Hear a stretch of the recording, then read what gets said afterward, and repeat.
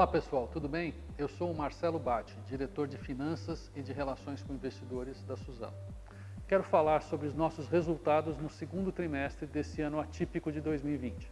Na unidade de celulose, tivemos um volume de vendas robusto, que chegou a 2,8 milhões de toneladas. Além do forte volume, aliamos um desempenho excelente no custo de produção de celulose. Atingimos um custo caixa de produção de R$ 599 por tonelada, praticamente estável em relação ao primeiro trimestre desse ano, mesmo considerando que compramos alguns insumos em dólar para produzir celulose. E como se sabe, o dólar médio subiu 21% em relação ao real nesse segundo trimestre. Ou seja, conseguimos compensar o aumento de valor dos insumos com iniciativas internas de redução de custo.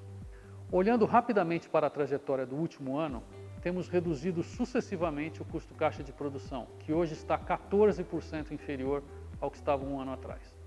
No negócio de papel, os efeitos da pandemia foram mais significativos. A demanda por papel para impressão e escrita naturalmente caiu. Com isso, nosso volume de vendas no período totalizou 202 mil toneladas de papel.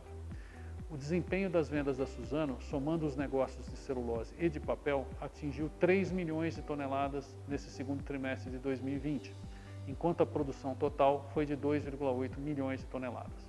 A receita líquida de vendas atingiu 8 bilhões de reais, 15% maior que a do primeiro trimestre e 20% maior que no mesmo período do ano passado. Quando analisamos a capacidade de geração de caixa da companhia, medida pelo EBITDA, atingimos 4 bilhões e 200 milhões de reais no trimestre, representando um aumento de 38% sobre o primeiro trimestre desse ano. Tivemos um resultado financeiro contábil negativo de 5,7 bilhões de reais, sendo que desse valor, cerca de 4,9 bilhões, ou seja, 86%, foram decorrentes da atualização contábil do valor da nossa dívida, e das operações de hedge, em função da desvalorização cambial de 5% no período.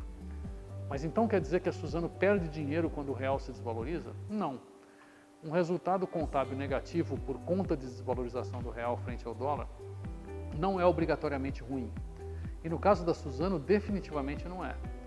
Por outro lado, por adotar uma política financeira conservadora que protege a capacidade da empresa gerar caixa em qualquer patamar de câmbio, a Suzano também precisa registrar alguns efeitos contábeis temporariamente negativos. Fechando agora a análise do resultado contábil do trimestre, em função do efeito não caixa dessa desvalorização cambial sobre a dívida, registramos um prejuízo líquido de 2,1 bilhões de reais no período. Terminamos o segundo trimestre com 12,7 bilhões de reais em caixa. Quando olhamos para a dívida líquida, que é a dívida total menos a posição de caixa, encerramos o segundo trimestre com 12,4 bilhões de dólares, com vencimento bem distribuído com prazo médio de 7 anos. Isso significa uma taxa de alavancagem em dólares de 4,7 vezes a nossa geração de caixa. A Suzano é uma empresa global, com ativos muito competitivos, cujo modelo de negócio está baseado em recursos renováveis.